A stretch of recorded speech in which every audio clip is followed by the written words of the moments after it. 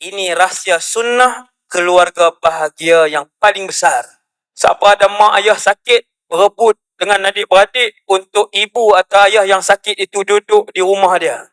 Pasal sempit rezeki, pasal serabut dengan keluarga, ambil mak ayah duduk dengan kita. Tajuk hidupkan sunnah dalam keluargamu.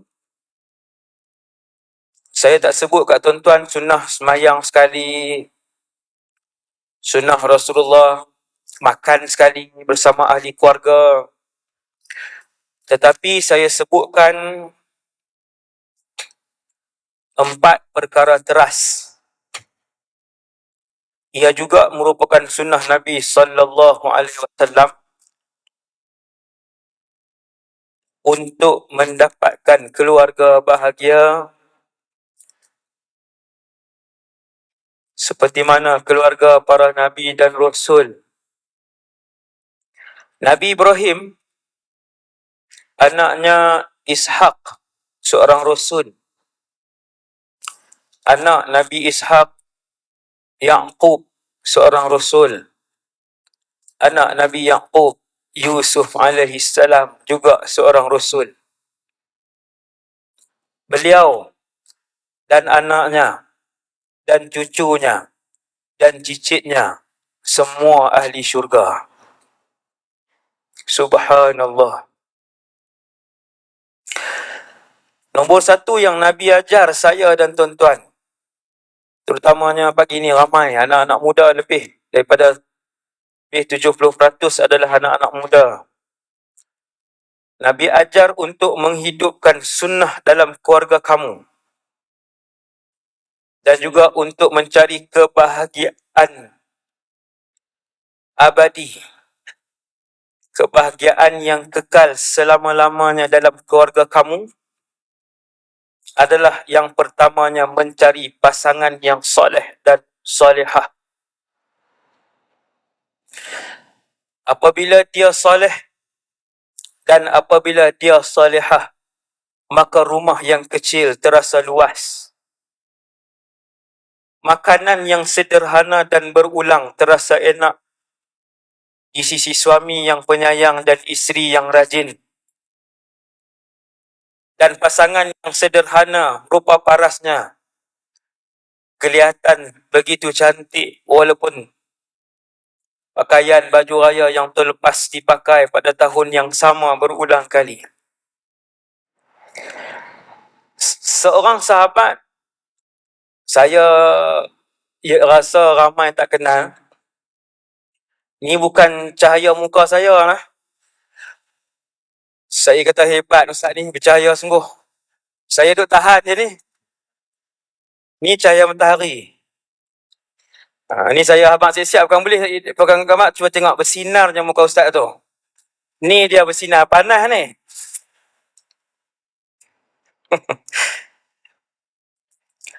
Panas pagi tak apa.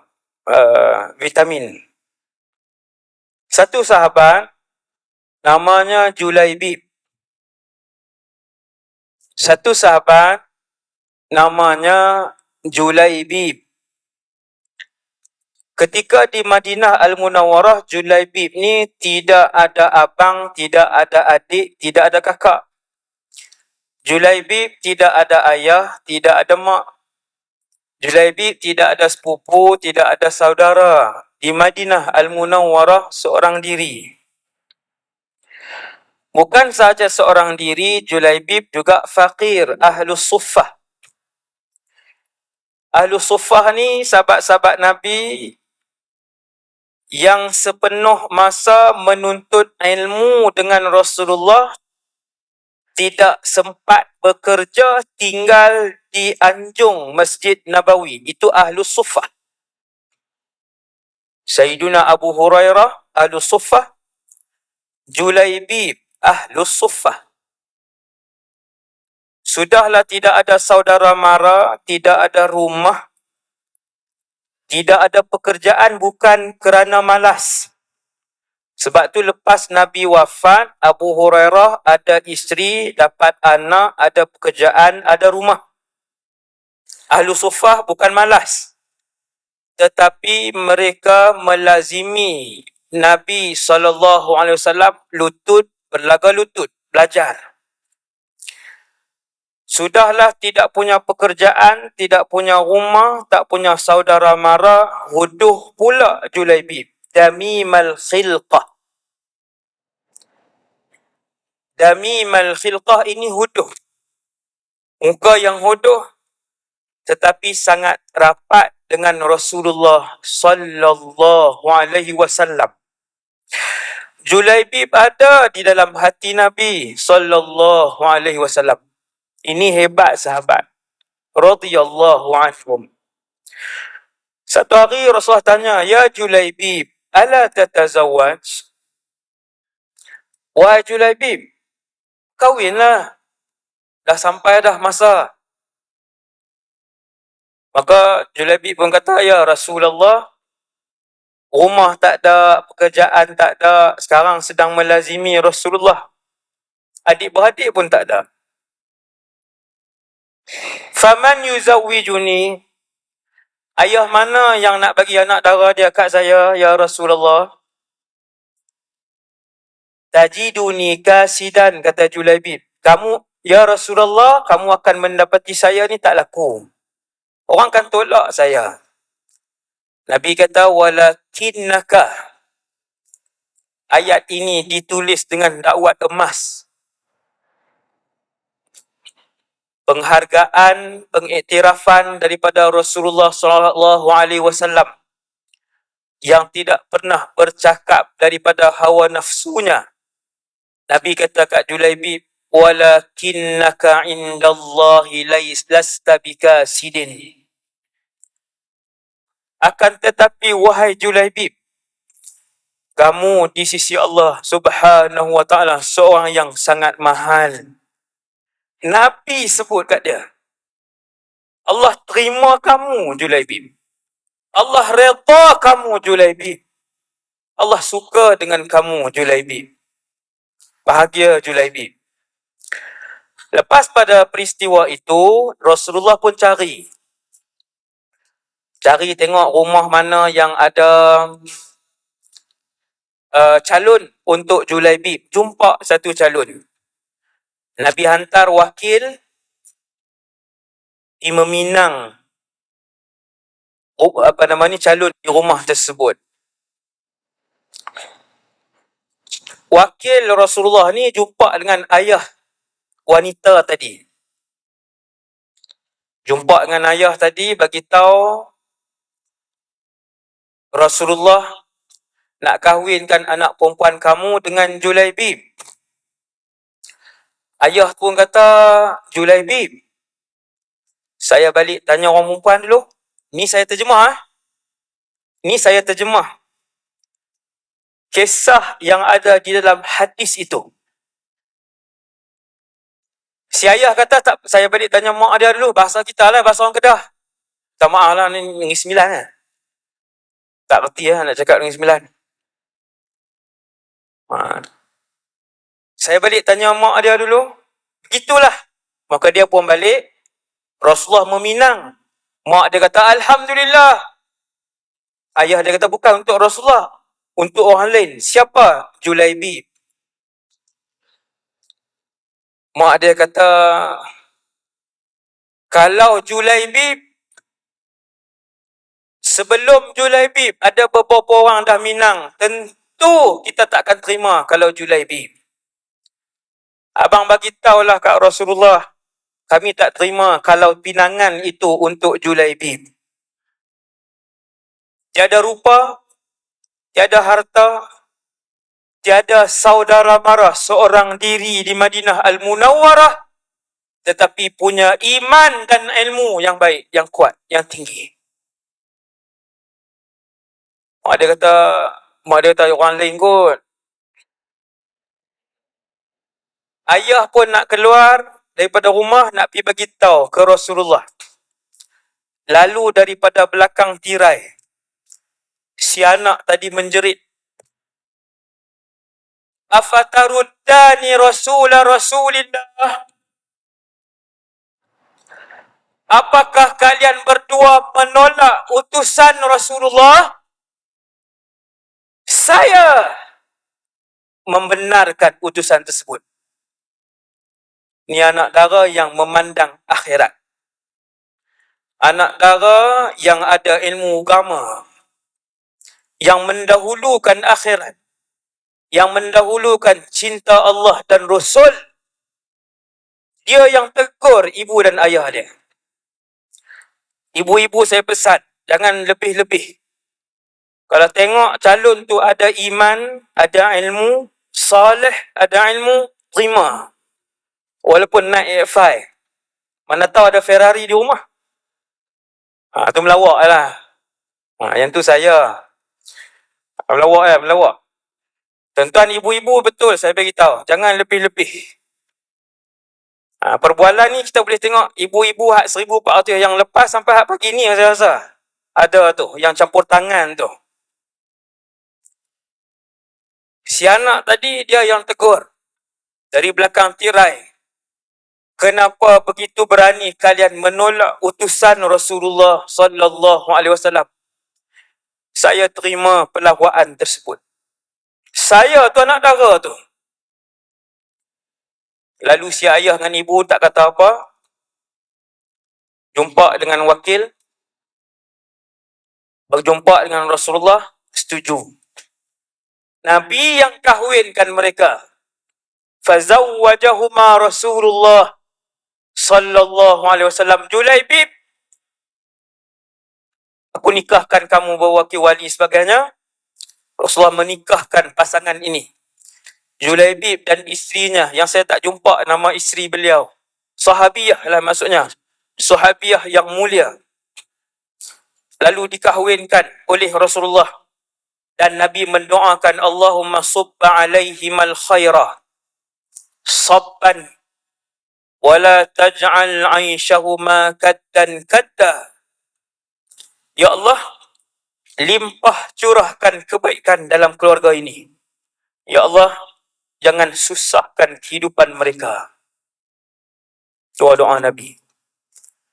Selepas beberapa hari berlaku perang. Bukan selepas beberapa bulan. Selepas beberapa hari berlaku perang. Nabi himpun para sahabat. Antara tentera yang menyertai perang itu Julaibib. Tangan masih merah dengan inai. Yang tu kiasan.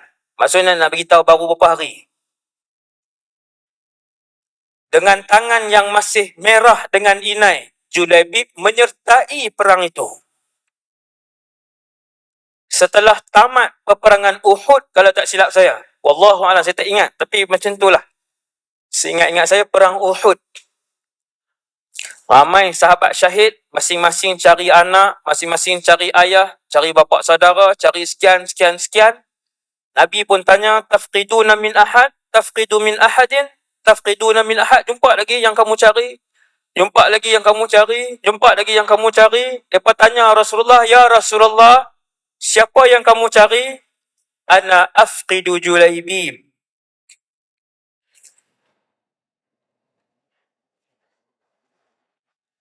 Aku sedang mencari jenazah Julaibib. Tafaqadu li Julaibib, Nabi kata. Tolong carikan aku jenazah Julaibib. Sebab perang dah habis, beberapa ketika Julaibib ni antara yang rapat dengan Nabi, sepatutnya dia dah datang. Bila dia tak datang, Nabi suruh cari. Akhirnya sahabat cari, sahabat pun jumpa Julaibib. Telah pun syahid. Di sisinya ada 7 tentera musyrikin yang bertempur berlawan dengan seorang kekasih Allah, iaitulah Julaibib. Ketujuh-tujuh dibunuh dan disebabkan luka parah Julaibib, dia juga mati syahid.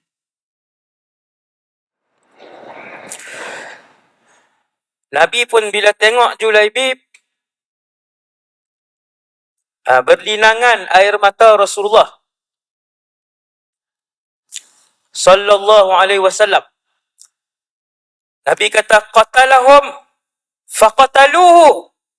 Nabi kata, Julaibib telah membunuh 7 sekali. Dan kemudian mereka membunuh beliau. disebabkan luka yang parah, darah yang keluar banyak daripada Julaibib. Nabi rengkol jasad Julaibib. Nabi pegang dan kendong jenazah syahid Julaibib. Kemudian Nabi arahkan untuk sahabat buat liang. Kata para sahabat yang menghadiri pengkebumian tersebut, sepanjang kami mengorek liang Julaibib, jenazah Julaibib di atas ribaan Rasulullah sallallahu alaihi wasallam, Nabi sambil menyebut, anta minni wa ana minka. Memandang kepada jenazah Julaibib, Nabi kata, kamu dari aku dari kamu.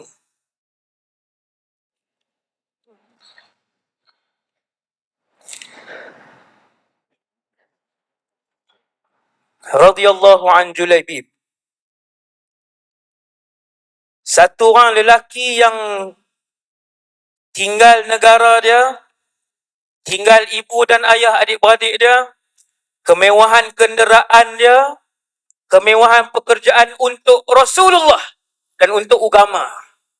Allah angkat Julaibib, dipuji bertalu-talu oleh Nabi SAW. Nabi cari pasangan kepada Julaibib, juga pasangan yang salihah, yang juga mendahulukan kalam Rasulullah dan kalam Allah Azza wa Jal. Kemudian Julaibib mati syahid, tinggal isteri dia, sebelum tamat tempoh iddah, hampir saja sebelum tamat tempoh iddah, berebut-rebut sahabat-sahabat meminang balu kepada Julaibib, dan perawi mengatakan, aku melihat bagaimana mewahnya hidup wanita salihah itu selepas kewafatan suaminya. Aku melihat betapa mewahnya hidup wanita itu selepas kewafatan suaminya. Doa tadi. Sunnah antara yang paling besar sekali untuk membentuk keluarga bahagia, pilih pasangan yang soleh, yang solehah. Satu. Nombor dua,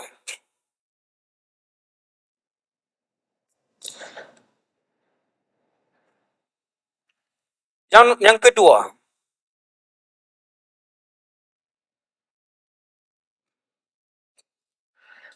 untuk mengalirkan pintu berkat yang paling besar dalam dunia ini masuk dalam keluarga kita, antara pintu barakah yang paling besar adalah memelihara dan menjaga serta berbuat baik kepada ibu dan ayah kamu.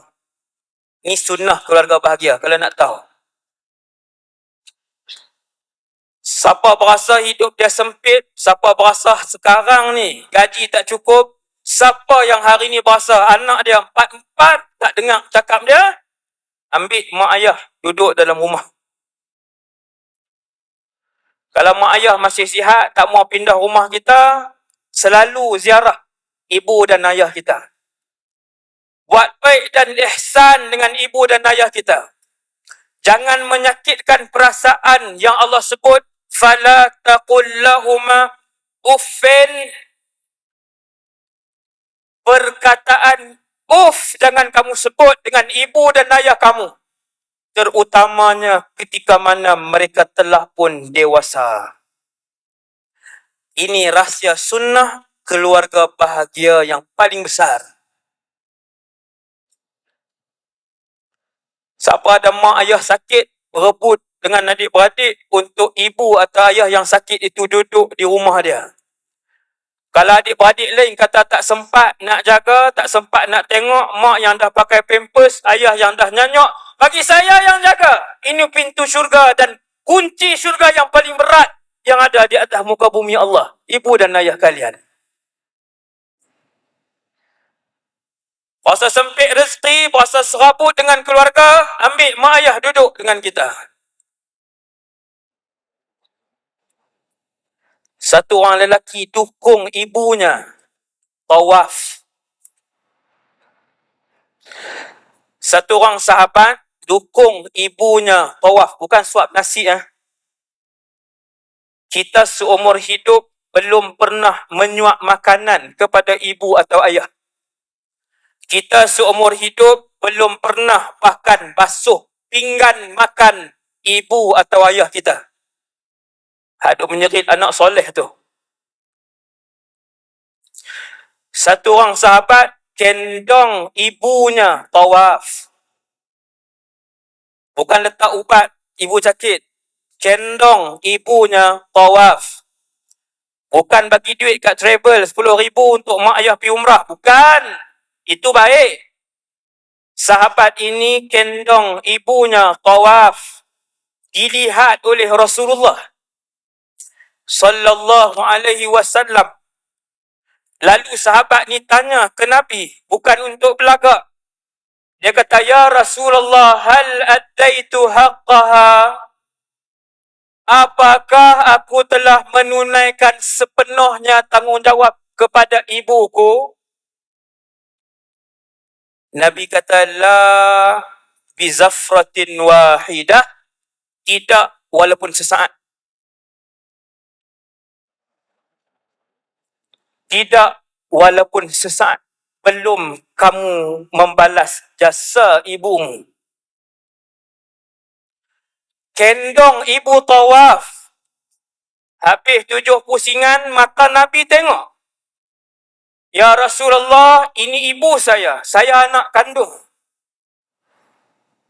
Habis baik dah tuan-tuan. Habis baik dah sahabat tu. Apakah saya menunaikan tanggungjawab anak kepada ibu? Nabi kata, sesaat pun belum. Kamu bayar kesakitan dia melahirkan kamu. Amai hari ni pasing. Buat jadual. Saya tak sempat. Alung tak sempat. Angah tak sempat. Acik tak sempat. Mak, bagilah siapa-siapa jaga.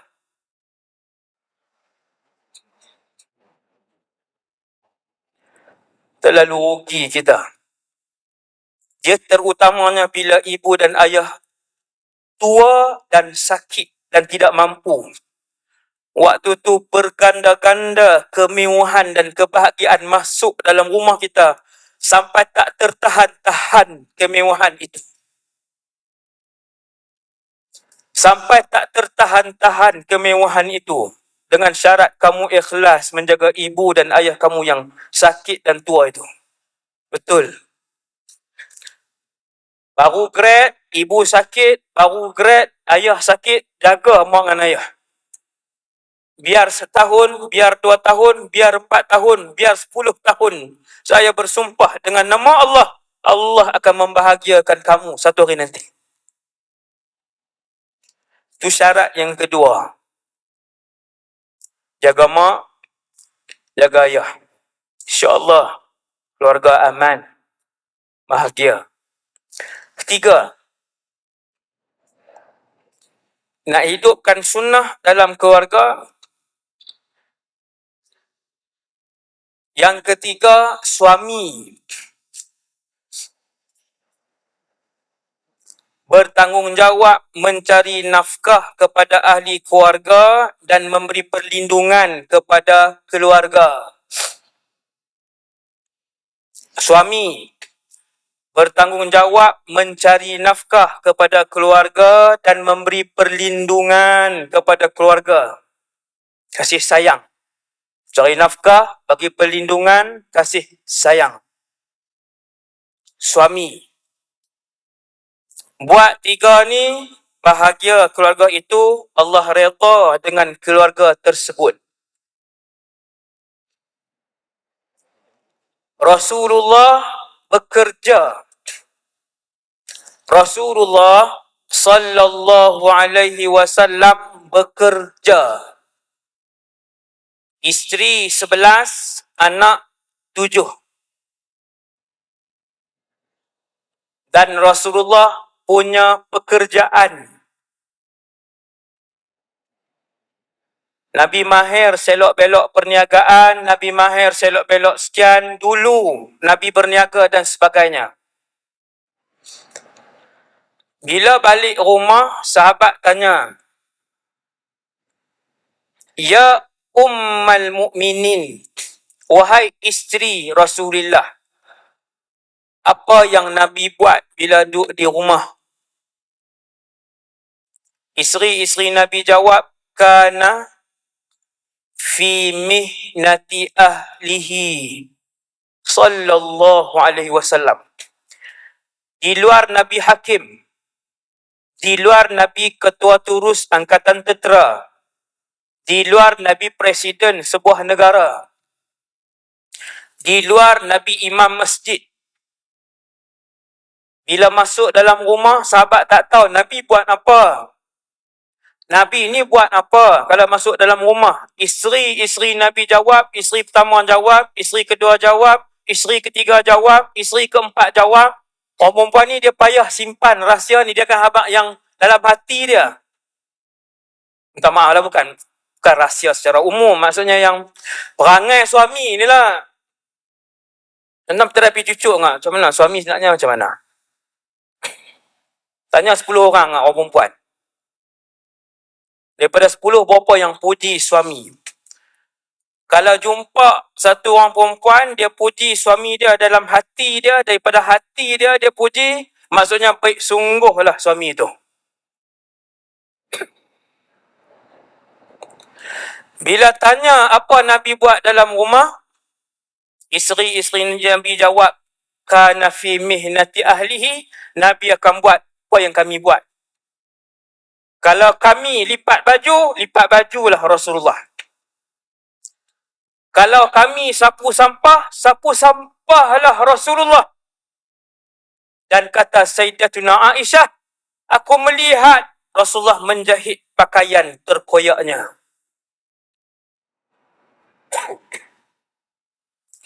Siap dah orang lelaki lepas ni.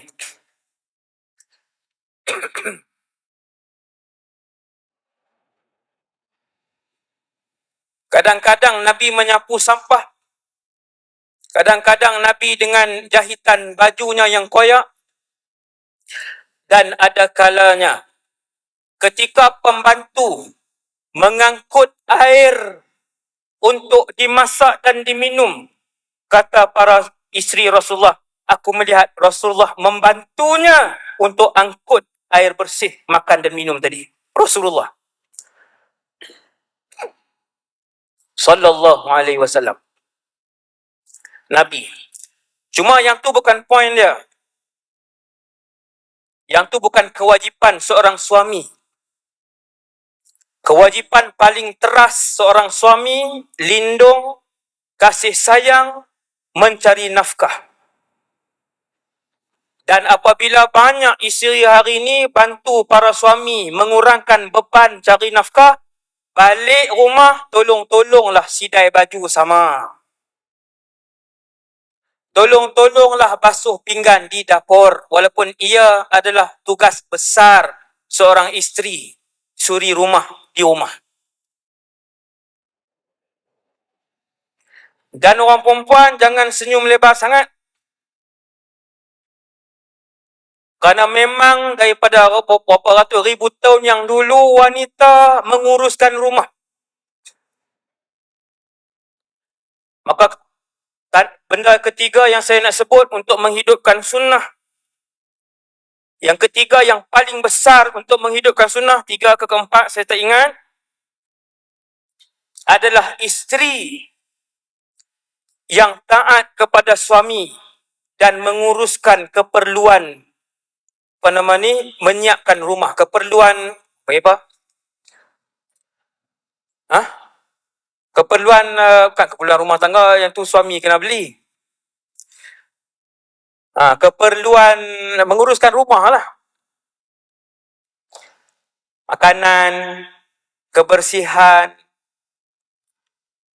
Sebab menguruskan keperluan di rumah, makanan, kebersihan, pakaian, kekemasan apa semua ni, dilakukan oleh semua wanita-wanita salihah sejak daripada zaman Rasulullah sallallahu alaihi wasallam. Termasuklah, ni poin yang keempat, ketiga ni.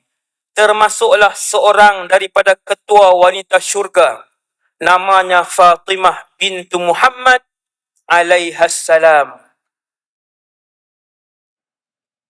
Ketua wanita syurga 4.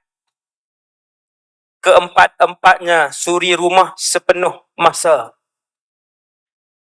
Yang pertamanya Maryam bintu Imran. Yang keduanya Khadijah bintu Khuwailid. Yang ketiganya Fatimah bintu Muhammadin. Yang keempatnya Asyah, bukan Aisyah. Asyah bintu Muzahim. Semua suri rumah. Kecuali Asyah. Sebab dia duduk di dalam istana. Dia isteri Fir'aun. Tetapi dia ketua wanita syurga. Itu tajuk untuk muslimat saja tu. Malaslah suami saya ustaz, tak pernah tolong pun saya basuh pinggan. Malaslah suami saya ustaz, 24 tahun berkahwin, sekali tak pernah kemaskan katil. Itu nak jadi punca bergaduh tu. Tak kemas katil je. Asyah, ketua wanita syurga, suaminya Fir'aun. Manusia paling bengis dan paling zalim atas dunia ni. Kematian Sayyidah Asyah di tangan suaminya, iaitu dihempapkan batu besar berkecai tubuh Asyah. Tetapi beliau ketua wanita syurga. Nak lagi alasan apa lagi? Bukan tak basuh pinggan tau. Bukan suami beliau tak basuh pinggan yang remeh-remeh ni. Suami beliau manusia yang paling zalim, tetapi tidak menghalang Asyah untuk menjadi salah seorang daripada 4 presiden wanita syurga. Ni buah untuk orang lelaki pula. Ni untuk orang tadi, buah untuk orang perempuan. Buah ni buah kilah lah orang Kedah kata kan. Buah kilah.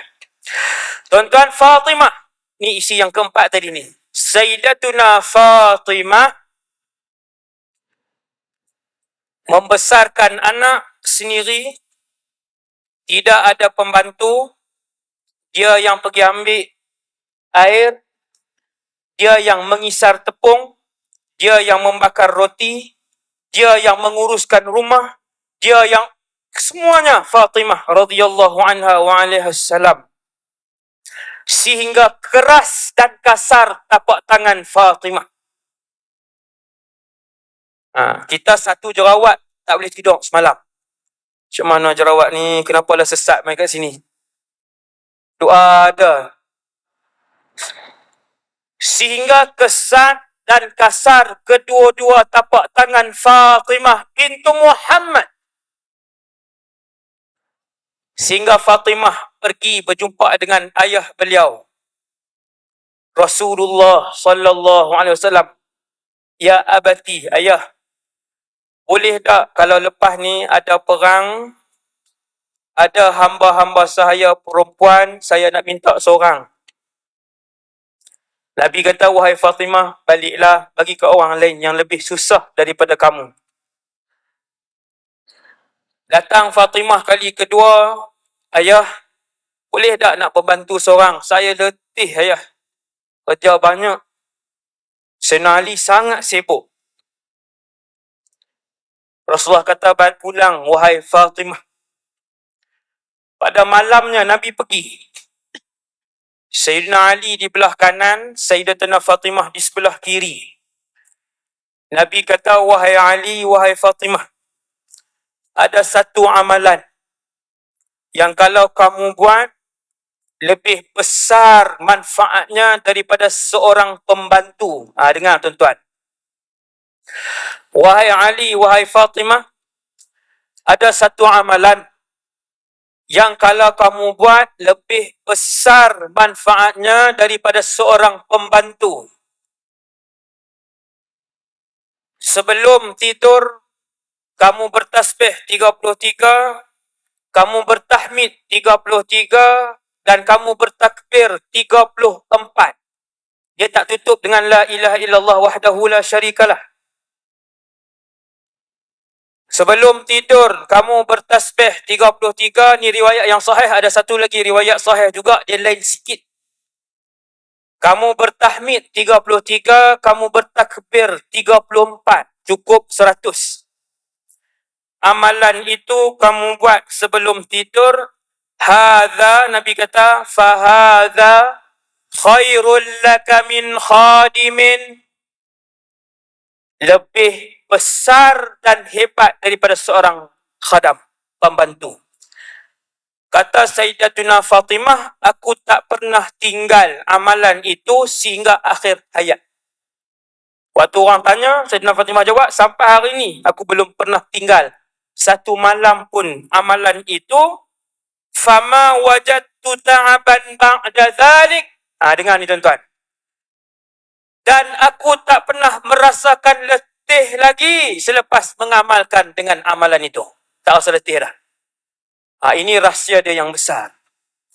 Untuk keberkatan, kecergasan hidup esok, jadi cergas, kita buat niat nak redha Allah, ikut sunnah Nabi, tasbih 33, tahmid Alhamdulillah 33, takbir 34, insya-Allah antara fadilat yang dirasai oleh Sayyidatuna Fatimah, fama wajadtu ta'aban ba'da dhalik, aku tak pernah letih dah selepas amalan itu. Nampak tuan? Laki pun boleh buat, orang perempuan pun boleh beramal, insya-Allah. Dan ketika berlaku perang pada zaman Sayyiduna Ali, berlaku perang getir pada zaman Sayyidina Ali, orang tanya soalan kepada Sayyidina Ali, wahai Amirul Mukminin, semalam getir, semalam adakah Tuan mengamalkan zikir yang Nabi ajar? Kata Sayyidina Ali, ya, walaupun pada malam peperangan aku mengamalkan zikir itu. Malam perang tuan-tuan, malam perang ni serabut, sibuk, nak susun posisi, nak susun orang dan sebagainya.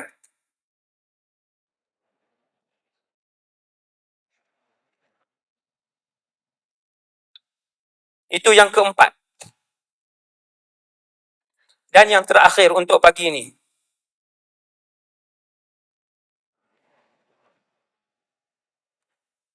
Teras utama untuk menghidupkan sunnah dalam keluarga adalah anak yang taat, yang mendoakan. Itu anak yang mendoakan ibu dan ayah dia. Sebab tu bila Allah SWT sebut dalam ayat wa qadha rabbuka alla ta'budu illa iyyahu wa bil walidaini ihsana, ayat yang mewajibkan seorang anak berbuat ihsan, baik kepada ibu dan ayah dia. Last sekali Allah Ta'ala ajak, wa qul Rabbirhamhuma kama rabbayani saghira. Dan sebutlah kepada Allah satu doa yang kita semua hafal. Saya yakin dalam masjid ni kesemuanya hafal doa ni. Saya yakin. Rabbighfirli dhunubi wali walidayya warhamhuma kama rabbayani saghira. Wahai Allah, ampunkanlah dosaku dan dosa kedua ibu dan ayahku. Kasihanilah mereka berdua seperti mana mereka berdua mengasihani dan membesarkan aku ketika kecil.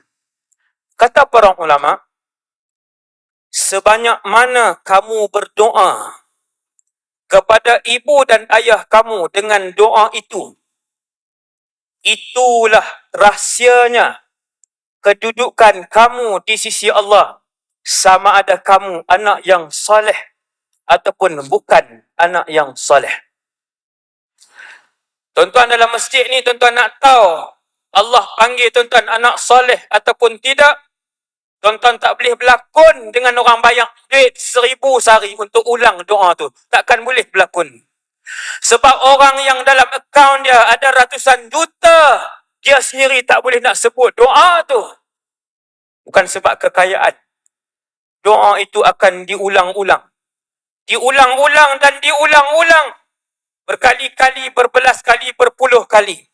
Apabila seseorang itu sememangnya dia berkhidmat dan melakukan ihsan, ketaatan, kebaikan kepada ibu dan ayahnya secara ikhlas dan diiktiraf oleh Allah Subhanahu wa taala. Doa tu akan datang. Dia datang, dia akan lalu di hati dia, dia akan sebut. Rabbi ighfir li dhunubi wa liwalidayya warhamhuma kama rabbayani saghira. Itu ukuran, antara ukuran anak soleh. Jadi saya rasa sekadar dulu untuk ceramah pada pagi ini. Pada 10 hari bulan 2 2023, saya berceramah di Masjid Al-Azim Melaka. Saya sebutkan tentang perarakan Taipusam. Di dalamnya ada sekumpulan orang-orang Melayu Islam yang menyertai perarakan tersebut. Lalu saya menyatakan bahawa ajaran agama Islam tidak membenarkan orang Islam untuk menyertai perayaan yang berbentuk agama tersebut. Maka saya menegur sekumpulan umat Islam yang menyertai perarakan tersebut. Tetapi saya terlepas pandang bahawa saya sebut dalam tu ada perkataan sembah syaitan dan ia adalah kesilapan daripada mulut saya. Maka saya pada pagi ini memohon maaf secara terbuka dan mengakui kesilapan tersebut. Saya mohon maaf kepada semua penganut agama Hindu dan masyarakat India di Malaysia khususnya dengan seikhlas hati atas kekhilafan yang berlaku. Sesungguhnya saya tak berniat untuk menghina agama lain dan saya tak berniat untuk menyinggung perasaan penganut agama lain. Saya mohon maaf atas kekhilafan tersebut dan salah faham yang tercetus ekoran daripada ceramah saya pada 10 hari bulan 2 tersebut. Jadi saya rasa semoga dalam majlis ceramah dan juga majlis ilmu yang barakah ini, Allah Subhanahu Wa Taala memadamkan api fitnah tersebut. Amin. Dan Allah Subhanahu Wa Taala mengekalkan kita semua dalam kehidupan yang tenang, aman, damai, dan mana-mana yang ada upload potongan tu minta delete.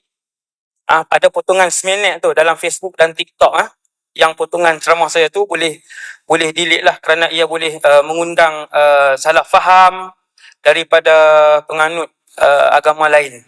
Jadi yang tu sahaja. Terima kasih dan tahniah kepada penduduk Negeri Sembilan yang saya jarang turun di Negeri Sembilan ni. Mereka kata lebih-lebih kat Melaka banyak. Melaka hari tu berapa kali dah program. Ni Alhamdulillah kita pilih masjid yang besar. Tuan-tuan pun penuh. Tadi saya nak masuk solat duha. AJK kata tak boleh Ustaz. Penuh dah, ramai dah sampai ke depan. Alhamdulillah, tujuan kita datang adalah untuk mencari redha Allah. Kita semua datang pada pagi ini untuk mencari redha Rasulullah sallallahu alaihi wasallam dan syurga Firdaus insya-Allah. Sekadar tu dulu untuk pagi ini. Assalamualaikum warahmatullahi wabarakatuh.